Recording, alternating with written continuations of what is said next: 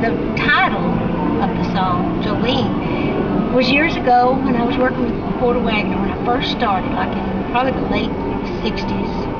Was when I met this little girl. We used to always sit on stage and sing, and sign autographs afterwards.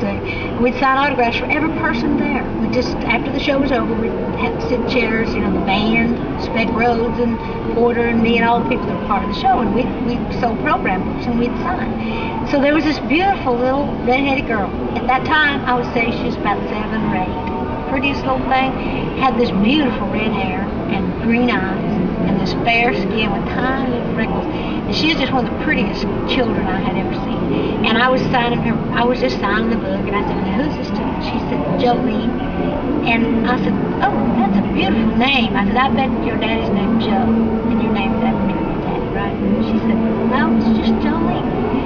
And I said, "Well, that's one of the prettiest names I've ever heard." I said, and I was just sitting there with her, and I was saying, "I'm going to write a song about that." And I was going, "Jolene, Jolene, Jolene." I said, "Don't be surprised if one of these days you hear a song on the radio called Jolene. And if you do, you'll always know it's about you." And for years, I'd tell the story in different interviews and never heard from the girl.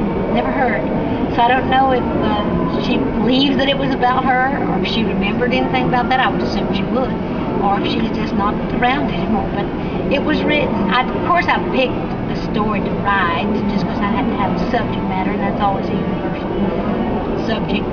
But the title, it was inspired by this beautiful name of this beautiful girl with the green hair that I talk about in the song. The green eyes and the red hair. Well, the green hair would have been fine too. But anyhow, that's what it was, inspired by that little girl, and I just made up the story.